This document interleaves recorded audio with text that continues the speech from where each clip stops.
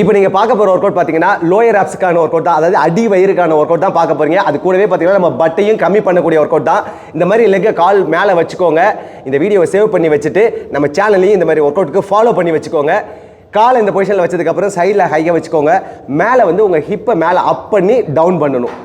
Lift பண்ணும்போது breath out, down பண்ணும்போது breath இன், breath out, breath இன். Continue. 4 5 6 7 8 9 10.